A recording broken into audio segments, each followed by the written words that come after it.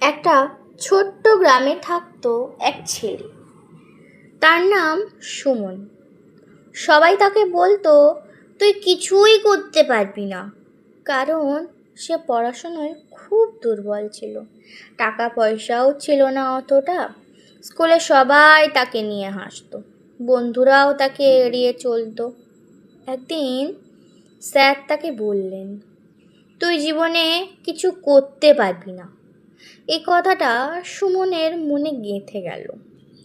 সেই দিন থেকেই সে সিদ্ধান্ত নিল, আমি সবাইকে ভুল প্রমাণ করেই ছাড়ব।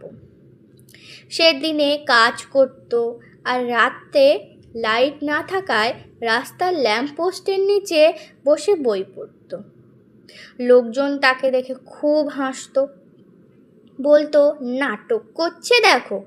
কিন্তু সুমন তাতে থামেনি।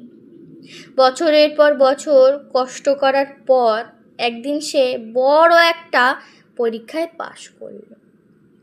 যে স্যার বলেছিল তুই কিছু করতেই পারবি না জীবনে, সেই স্যারই আজ তাকে অভিনন্দন দিলেন। গ্রামের সবাই অবাক।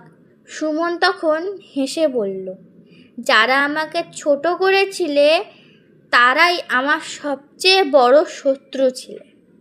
শিক্ষা: মানুষের কথা শুনে থেমে যেও না, প্রমাণ করে দেখা।